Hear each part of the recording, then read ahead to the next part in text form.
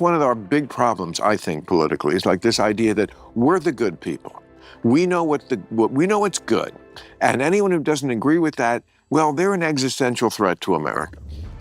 And that happens on both sides. I agree, but, you know, it is a weird position for me to be in. I was talking to some friends before the show, and I was saying, like, I think that if you and I discussed policy solutions for the country, I'd probably be to the left of you. But in some ways, yeah. Probably most ways. You like Bernie. I did. I like Bernie, but I don't want socialism in America. You know, more than what we have. We already have plenty. But the issue is, today I feel like what defines someone politically is not, it's not the policies they want, but it's what they believe to be true. Correct, exactly. Yeah, Matt Taibbi writes about this. I'm a big fan, he's amazing. What do you get when HBO's most infamous liberal commentator locks horns with YouTube's renegade journalist, only to discover they're both aiming at the same political target? Spoilers, sparks, scorch marks, and a lot of stunned Democrats. Stay with me, because the quiet rumors about Bill Maher flirting with the GOP are nothing compared to the on-camera roasting you're about to hear. But first, how did two men from opposite ends of the media universe wind up on the same side of the flamethrower? Yeah, maybe policy-wise, I would do better under the Democrats or Bernie Sanders. But these other people just seem fucking crazy. They seem like committed to just going to absurd lengths just for shits and giggles, just for the fuck of it, just this bizarre attachment to things that are just ridiculous. To your point about, is he just crazy?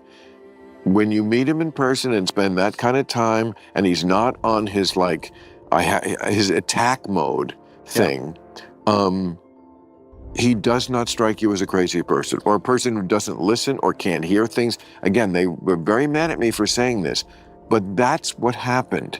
And I am not a liar. Bill Marr and Tim Pool share almost nothing on paper. Marr built his reputation mocking conservatives on late-night television. Pool rose to fame live streaming Occupy Wall Street and calling himself a Chicago liberal. When word spread that Marr had invited Pool onto his show, commentators on both coasts stocked up on popcorn. Everyone expected a cage fight, Marr's Hollywood liberalism versus Pool's grungy guerrilla skepticism. Instead, the opening minutes felt like two old poker buddies recognizing each other's tells. Pool kicked things off by ripping into the widening canyon between America's political tribes, warning that blind partisanship was dragging the country toward extremes. Marr didn't argue. He leaned forward, eyes shining the way they do when he smells fresh hypocrisy, and asked why the left despises him for visiting its monsters, meaning people like Donald Trump. Suddenly, the collision course shifted. Rather than punching each other, Marr and Pool began punching left. Social media melted down. Progressive blue check accounts screamed betrayal, while conservative influencers passed around celebratory memes. Somewhere in the middle, independents just sat back and raised an eyebrow.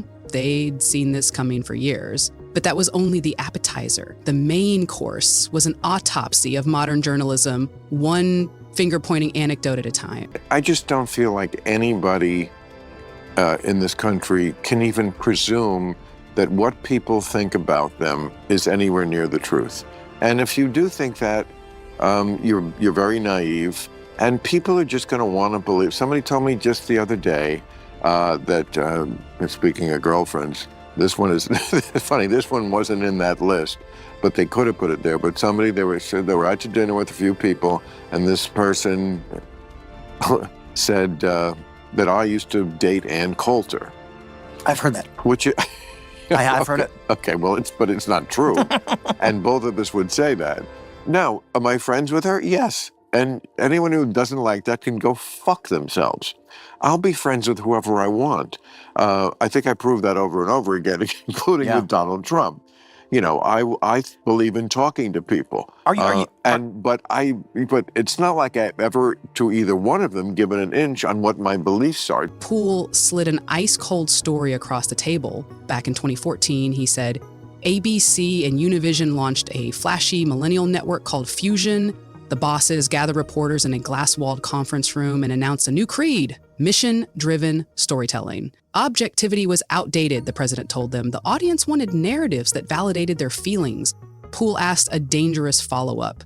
So if a story is true, but upsets our viewers, we just ignore it? The executive didn't blink. Yeah, that's fair. That single phrase, "that's fair," landed like a dropped anvil. Fusion bled cash, laid off workers, and finally shuttered, a victim of the very clickbait it courted. Marr nodded grimly. Gallup's latest poll shows only 7% of Americans have a great deal of trust in mass media. When an industry chooses outrage clicks over inconvenient truth, trust doesn't just erode, it crumbles. And outrage isn't random. Pool revealed the sales math. Advertisers had prepaid for 500,000 views, so editors reverse-engineered headlines guaranteed to go viral. Their goldmine? Enraged moms on Facebook, statistically the most prolific sharers on the platform. Cue stories about racial tension, weaponized identity politics, and moral panics destined to ricochet across PTA feeds by nightfall. Outrage sells, but it also births monsters. Marr sharpened the point. Manufacturing rage for ratings is the surest way to elect the candidate you fear the most. His subtext was obvious. Hello, Trump 2016. But they weren't done carving up the media corpse. They still had to tackle the ideology fueling the sensationalism. It's one of our big problems, I think, politically, is like this idea that we're the good people. We know we know what's good. And anyone who doesn't agree with that, well, they're an existential threat to America. And that happens on both sides. I agree, but you know, it is a weird position for me to be in. I was talking to some friends before the show, and I was saying, like, I think that if you and I discussed policy solutions for the country, I'd probably be to the left of you. But in some ways, yeah. Probably most ways. You like Bernie. I did. I like Bernie, but I don't want socialism in America. You know, more than what we have. We already have plenty. But the issue is, today I feel like what defines someone politically is not it's not the policies they want, but it's what they believe to be true.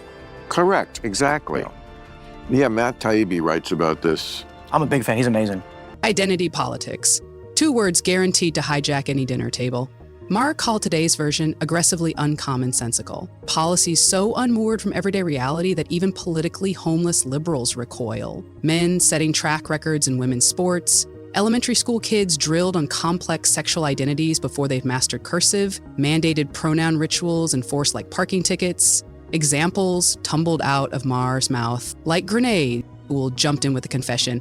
I'm a liberal, whether the internet likes it or not, yet he feels exiled by a movement more interested in moral purity than persuasion. The left, he argued, has traded debate for branding. If you question a single article of woke orthodoxy, the scarlet letter appears on your Twitter profile overnight. Marr nodded toward the Ann Coulter rumor. Yes, they're friends. No, they never dated.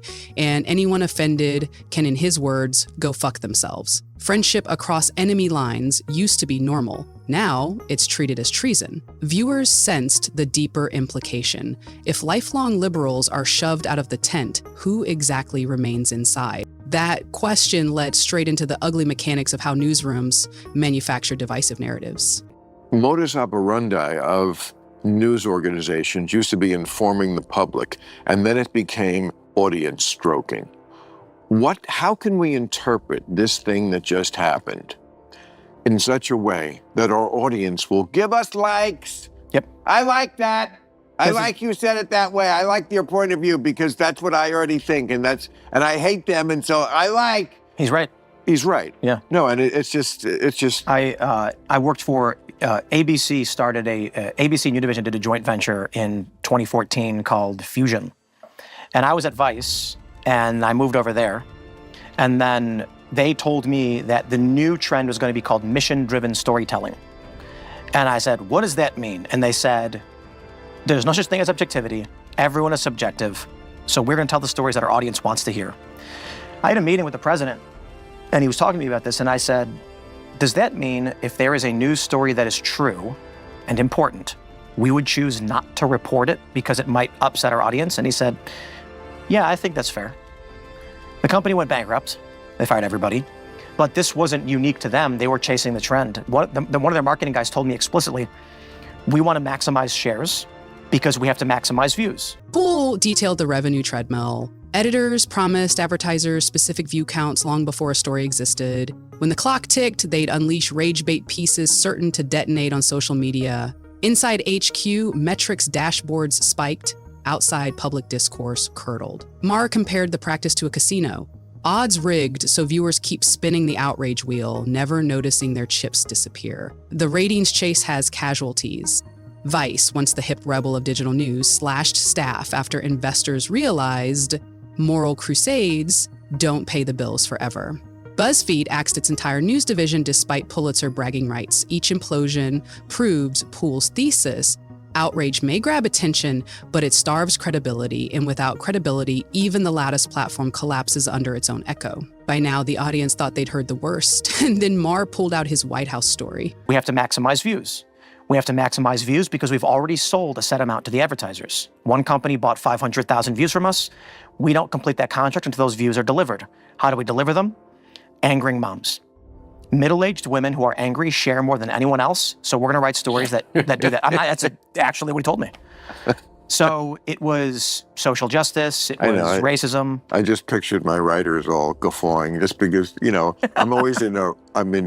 had like a writer's room since 1993, Politically Incorrect. Yeah, wow. That show went on there. So I was a little kid.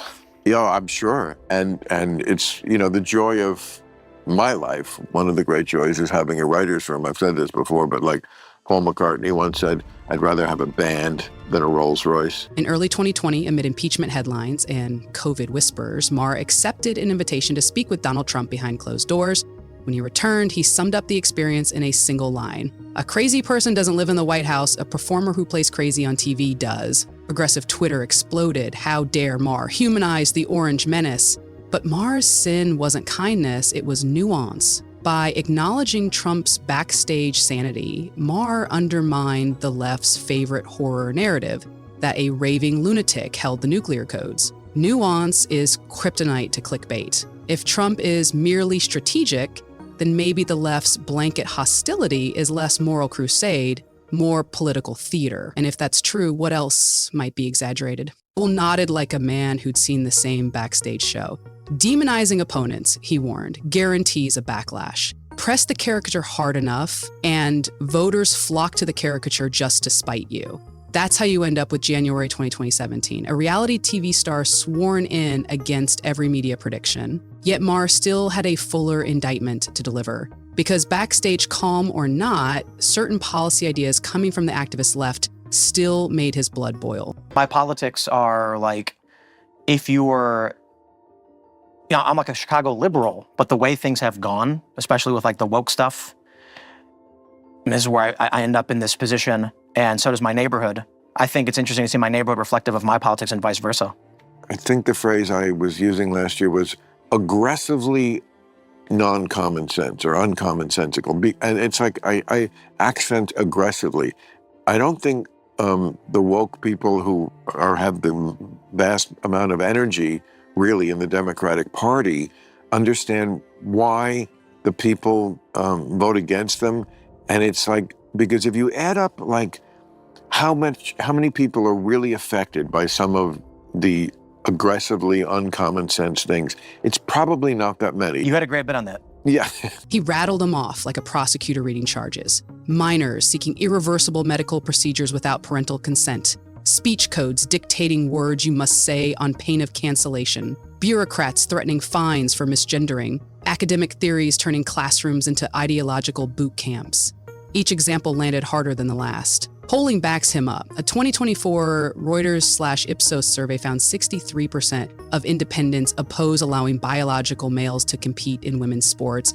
Even Democratic strategists whisper that cultural radicalism is costing the party swing state votes. Marr's phrase, cultural hellscape, may sound dramatic, but to suburban parents hearing their kids lecture them about pregnant people, it rings familiar. Pool added his own cautionary stat. Special elections in swing counties show Democratic margins quietly slipping, even when national media barely notices. Voters who once reflexively checked the blue box are wandering off confused and annoyed, and they're not rushing to Mar-a-Lago rallies, they're just tuning out. And a tuned-out voter is fertile ground for whichever candidate promises to stop the madness, no matter how flawed that candidate is. This political migraine begs the question, is the Democratic leadership listening, or are they trapped in an algorithmic echo chamber like the networks they criticize? But when you add up these things, and men competing in women's sports and just too much indoctrination of children with sexual ideas that they're too young to understand. Like when you add up all these things that get in the media a lot, it paints a picture, not a wrong picture, in the mind of the average voter that, yeah, maybe policy-wise I would do better under the Democrats or Bernie Sanders, but these other people just seem fucking crazy. They seem like committed to just going to absurd lengths just for shits and giggles, just for the fuck of it, just this bizarre attachment to things that are just ridiculous. Marr suspects a reckoning is coming. The party's old guard clings to power while its activist wing drags the brand into ideological quicksand. Donors in Hollywood whisper about starting super PACs focused solely on saving free speech from our own side. Rumors swirl that Marr himself could endorse a Republican in 2028 if the DNC refuses to pump the brakes. He hasn't confirmed anything, but the mere possibility signals how severe the rift has become. Pool framed it more starkly. The DNC doesn't need a branding refresh, it needs a reality check. When a Chicago liberal and an HBO satirist both echo that sentiment, it's not a fringe complaint, it's a smoke alarm blaring in the middle of the night. And here's the twist. Neither man spelled out, but both implied. If Democrats implode, Republicans won't necessarily win on merit. They'll win by default. Nature abhors a vacuum, and politics punishes any party too self-absorbed to notice. It's alienating the very voters it once owned. So what should viewers do? Besides doomscroll and sigh, that leads to the final charge? Think for yourself before someone else does it for you. But I do think that the way the Democratic Party has handled opposition has guaranteed the kind of Trumpian politics. Well, I'm sure you heard about my little trip to the White House. Absolutely. And very impressed. Thank you. And the thing that upset the far left so much, these same people who believe in the crazy things I was just mentioning, and the ones who really hate me, they really found a new reason to hate me, because when I came back and gave my report about it, you know, among the things I said, to your point about everything is he crazy, was, I think, word for word, a crazy person doesn't live in the White House. Mm.